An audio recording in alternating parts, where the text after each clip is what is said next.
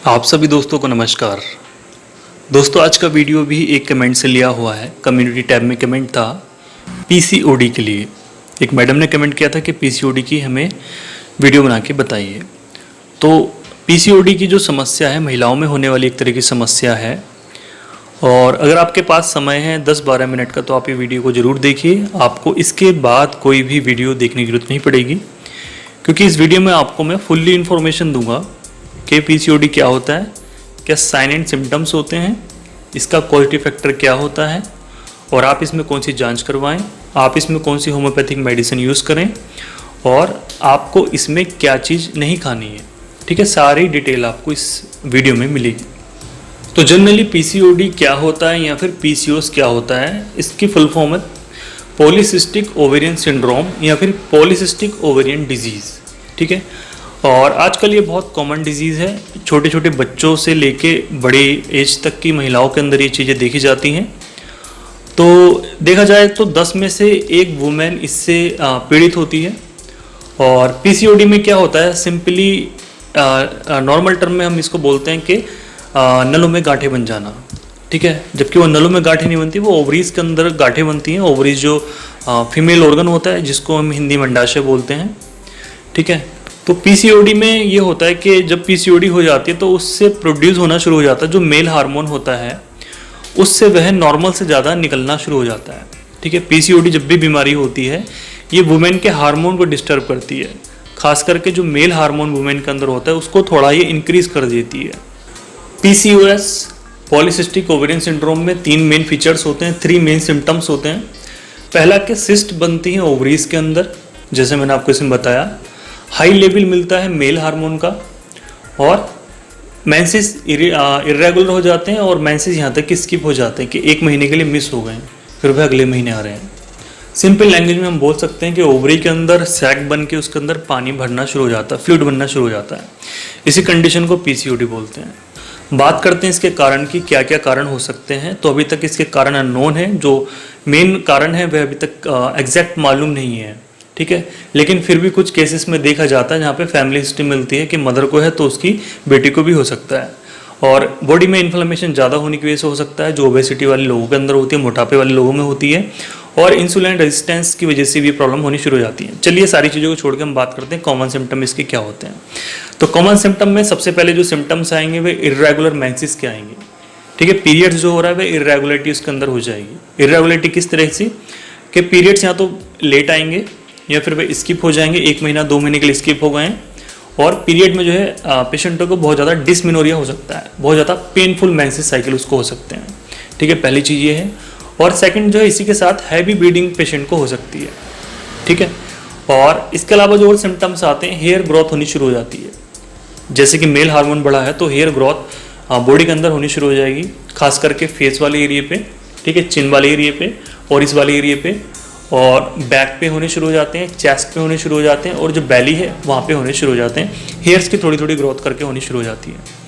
और एक्ने कई बार होता है कि पिंपल्स होते हैं। आजकल की लड़कियों में देखा जाता है पिंपल्स बहुत ज़्यादा हो रहे हैं, और काफ़ी लंबे समय से वे ट्रीटमेंट कराती हैं लेकिन ठीक नहीं हो पाती हैं। 1-2 पेशेंट मेरे पास इस तरह से थे जो कि लगभग 2-2 साल से पेशेंट परेशानी है, उन्होंने कभी अल्ट्रासाउंड नहीं करवाया है, और एलोपैथिक मेडिसिन लेते हैं, कुछ दिन ठीक रहती हैं लेकिन फिर से वह प्रॉब्लम हो जाती है। मोटे मोटे एक्नी पिंपल्स, मुहासे सिंपल लैंग्वेज में जिसको बोलते हैं, निकलने शुरू हो जाते हैं लेकिन ठीक नहीं होते हैं।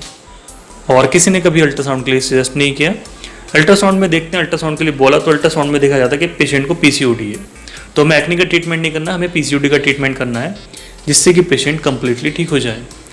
तो आपको ये समझना है, अगर आपको आपकी जो है 16 प्लस में है, 16 प्लस में है, और आपके चेहरे पे जो काफ़ी पिंपल्स निकलते हैं, एक्ने निकलते हैं, और वह जल्दी से ठीक नहीं होते हैं। 1-2 नॉर्मली निकलता रहता है, लेकिन काफ़ी सारे हो जाते हैं और ट्रीटमेंट काफ़ी उसका डिफ़िकल्ट होता है। तो आपको अपना अल्ट्रासाउंड जरूर करवाना चाहिए, जिससे कि उसमें पता लग सके कि कहीं आपको पीसीओडी की प्रॉब्लम तो शुरू नहीं हो गई है। इसी के साथ जो और सिम्टम आता है, मोटापे का सिम्टम आना शुरू हो जाता है महिलाओं के अंदर या लड़कियों के अंदर। धीरे धीरे करके जो है उनका वजन बढ़ना शुरू हो जाता है। ठीक है, तो जनरली अगर आपको पीरियड्स कम होते हैं, आपकी हेयर ग्रोथ होने लगी है, आपका वजन बढ़ने लगा है, तो आपको कंफर्म हो जाना चाहिए कि आपको पीसीओडी की प्रॉब्लम हो सकती है 90% केस में। अब अगला जो सिम्टम आता है दोस्तों, इसके अंदर आता है डार्क स्किन कलर। अब जो है कि डार्क स्किन कलर कहाँ का हो सकता है, मोस्टली गर्दन का हो सकता है, ग्रेन रीजन का हो सकता है, और अंडर ब्रेस्ट का भी कई बार डार्क कलर का उनकी स्किन हो जाती है। और इस तरह के पेशेंट के अंदर हेडेक भी देखने को मिलती है कि लगातार में सर दर्द उनको रहता है, पीरियड्स के टाइम पे सर दर्द रहता है, तो कई तरह के और भी सिम्टम्स आ सकते हैं। तो ये थे दोस्तों इसके मेन सिम्टम्स जो मैंने आपको बताए हैं। इसका निचोड़ हम बोल सकते हैं, ये सिम्टम्स हैं, तो आपको कंफर्म कराना है कि पीसीओडी है फिर नहीं है। जहाँ तक देखा जाता है 90% केस में ये सिम्टम्स हैं तो पीसीओडी की संभावनाएं 90% होती हैं। ठीक है, अब क्या होता है कि ये हमारी बॉडी को कैसे इफेक्ट करता है। ठीक है, महिलाओं में बॉडी को कैसे इफेक्ट करता है। किसी पेशेंट को पीसीओएस है, पीसीओडी है और उसका ट्रीटमेंट नहीं चल रहा है तो क्या इफेक्ट होगा, मतलब हम इसको बोल सकते हैं क्या कॉम्प्लिकेशन हो सकती हैं। ठीक है, तो सबसे पहले जो कॉम्प्लिकेशन आती है, मोस्ट कॉमन कॉम्प्लिकेशन आती है दोस्तों इसमें इनफर्टिलिटी। ठीक है, इनफर्टिलिटी आप सभी लोग समझते हैं, कंसीव ना कर पाना। ठीक है, तो इसमें ये है कि इनफर्टिलिटी जैसे मैंने आपको बताया, इसमें वहीं पे गांठें बनी हुई हैं, सिस्ट बनी हुई है जहाँ से ओवुलेशन होता है, जहाँ से एग रिलीज होता है, जहाँ से अंडा बनता है, लेकिन वहाँ से ओवुलेशन का जो प्रोसेस है पूरा खराब हो चुका है। अब अंडा कब बनता है, कितने बनते हैं, ये सारी चीज़ें जो है बिगड़ जाती हैं। तो इसी चक्कर में जो है इनफर्टिलिटी पेशेंट को हो जाती है और काफ़ी लंबे समय से पेशेंट को 1 साल 2 साल हो जाते हैं लेकिन पेशेंट ठीक नहीं हो पाता है। ठीक है, तो ये मोस्ट कॉमन कॉज है, इनफर्टिलिटी का मोस्ट कॉमन कॉज है कि पीसीओडी पेशेंट को है। ठीक है, पहला ये था। सेकंड होता है दोस्तों इसमें मेटाबॉलिक सिंड्रोम्स आने शुरू हो जाते हैं। मेटाबॉलिक सिंड्रोम होता है metabolic disease in the sense जैसे कि ओबेसिटी। ठीक है, मोटापा हो गया पेशेंट को, शुगर हो गई, ठीक है, ब्लड प्रेशर उसका बढ़ने लगा और उसकी जो लिपिड प्रोफाइल है वह डिस्टर्ब होनी शुरू हो जाती है। जैसे जैसे ओबेसिटी बढ़ती है तो उसका जो अच्छा कोलेस्ट्रॉल है वह घटना शुरू हो जाता है, HDL, और जो बैड कोलेस्ट्रॉल है LDL वह बढ़ना शुरू हो जाता है बॉडी के अंदर। ठीक है, ये इसकी कॉम्प्लिकेशन होती है। और कॉम्प्लिकेशन की हम बात करते हैं तो इसमें दोस्तों मिलता है कि पेशेंट को नींद में डिस्टर्बेंस होना शुरू हो जाता है और पेशेंट कई बार डिप्रेशन में भी चला जाता है। तो ये सारी चीज़ें इसकी कॉम्प्लिकेशन के अंदर आती हैं। चलिए बात कर लेते हैं हम इसको कैसे डायग्नोसिस कर सकते हैं। अगर आपके अंदर ये सिम्टम्स हैं तो आप अपने नज़दीकी डॉक्टरनी के पास जाइए या फिर अल्ट्रासाउंड सेंटर जाइए और आप अपना जो है अल्ट्रासाउंड करवाइए लोअर एब्डोमेन का, जिसमें आपको पीसीओडी मिल सकती है, नलों में गांठें मिल सकती हैं, सिंगल भी मिल सकती हैं और पॉली भी मिल सकती हैं, ज़्यादा भी मिल सकती हैं। ठीक है, तो इस तरह के केस में आप जो है अल्ट्रासोनोग्राफी करा सकते हैं, CT स्कैन करवा सकते हैं और MRI करवा सकते हैं। नॉर्मली जो है अल्ट्रासाउंड में फाइंड हो जाती है अगर अच्छा अल्ट्रासाउंड आपके वहाँ पे अवेलेबल है। ठीक है, जनरली अब बात कर लेते हैं, चलिए आपको बीमारी हो गई तो इसका क्या ट्रीटमेंट अवेलेबल है। पैथीज़ में आपको मालूम है होम्योपैथी, आयुर्वेदिक एंड एलोपैथिक, और सर्जरी का फील्ड में हमेशा अलग बोलता हूँ। तो ट्रीटमेंट की हम बात करते हैं तो एलोपैथी में जनरली वही हार्मोनल ट्रीटमेंट पेशेंट को दिया जाएगा। सपोज कीजिए कोई पेशेंट है जिसको पीसीओडी है, उसको पीरियड्स नहीं हो रहे हैं, तो पेशेंट को हर महीने टैबलेट खा के पीरियड्स उसको करवाए जाते हैं। जिस महीने मेडिसिन नहीं लेती है तो हार्मोन्स नहीं जाते हैं तो पीरियड्स नहीं होते हैं। तो एलोपैथिक में यही सिस्टम है, केवल हार्मोनल थेरेपी पेशेंट को दी जाती है, जो कि मेरा मानना है कि वह इसका परमानेंट सॉल्यूशन नहीं है। सेकंड, जहाँ पे सिस्ट का साइज बड़ा हो जाता है वहाँ पे सर्जरी वाली कंडीशन होती है। जैसे कि मेरे पास केस चल रहा था एक, उसको 64 mm की सिस्ट थी और एक केस अभी रिसेंटली चला हुआ है। ठीक है, 64 mm की एक साइड में भी हो सकती है और दोनों साइड में भी हो सकती है। उस पेशेंट को एक साइड में थी, अब मैं भूल गया राइट में थी या लेफ्ट में थी, लेकिन पेशेंट ने कंटिन्यू 3-4 महीने मेडिसिन की तो वह ईजिली आराम से नॉर्मल ठीक हो गई। ठीक है, लगभग 4 महीने आई थिंक उसने ट्रीटमेंट लिया था लेकिन वह ठीक हो गई, उसको सर्जरी नहीं करवानी पड़ी। ठीक है, तो इसमें ये होता है कि बड़ी से बड़ी सिस्ट भी होम्योपैथी घोल देती है, ठीक हो जाती है इजिली, और इतना लंबा समय नहीं लगता है जितना यूट्राइन फाइब्रॉइड में लगता है, उससे बहुत कम समय इसमें लगता है। ठीक है, तो जनरली सर्जरी वहाँ पे कराई जाती है। जैसे कोई पेशेंट है उसकी सिस्ट बहुत ज़्यादा है, बहुत बड़ी है और मेडिसिन दी लेकिन आराम नहीं हुआ, तो उस कंडीशन में जाके सर्जरी करवाई जाती है।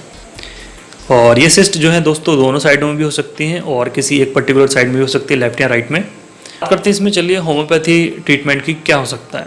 सबसे अच्छा ट्रीटमेंट होम्योपैथी का मैंने जैसे आपको हर वीडियो में बताता हूँ, पेशेंट की टोटलिटी लेके, पेशेंट के जो सिम्टम्स हैं मेंटल, फिजिकल, जनरल सिम्टम्स लेके, और जो डिजीज़ के सिम्टम्स हैं उसको लेके कि पेशेंट को राइट साइड में या फिर लेफ्ट साइड में है, क्योंकि राइट में है तो अलग मेडिसिन है, लेफ्ट में है तो अलग मेडिसिन है, मेंसेस ज़्यादा है तो अलग मेडिसिन है, मेंसेस कम है तो अलग मेडिसिन है। ठीक है, काफ़ी सारी चीज़ें पूछ के ही पेशेंट को बेस्ट मेडिसिन दी जा सकती है। लेकिन हर वीडियो की तरह मैं एक कॉमन सी मेडिसिन लाता हूँ जो कि आप यूज़ कर सकते हैं। कॉमन मेडिसिन का मीन्स होता है कि एक अच्छी मेडिसिन जो कि मेरे एक्सपीरियंस से अच्छी मेडिसिन है, ठीक है, जिससे कि पेशेंट काफ़ी ठीक हो जाते हैं। तो मेरी सबसे पहली ओपिनियन यही है कि आप जो है अपने पास के होम्योपैथिक डॉक्टर के पास जाइए, उनसे आप ट्रीटमेंट लीजिए, ईजिली आपकी प्रॉब्लम ठीक हो जाएगी। आप डॉक्टर के पास नहीं जाना चाहते हैं, थोड़ी बहुत सिस्ट है, छोटी मोटी सिस्ट है, तो आप होम्योपैथिक की हैसलैब कंपनी की टोवा 25 नंबर की ड्रॉप लाइए। टोवा 25 के नाम से आपको मिलेगी। 30 ml की आपको शीशी मिलेगी और 140 रुपये की आपको मिलेगी। लगभग 20 दिन आपकी मेडिसिन चलेगी। तो इसकी जो डोज है दोस्तों, आपको लेनी है 15 बूंदें दिन में 3 बार, आधे कप पानी में, खाना खाने के आधे घंटे बाद, ठीक है। और इसकी आप जो 2-3 शीशी पी लीजिए, आपकी जो प्रॉब्लम है वह सॉल्व हो जाएगी।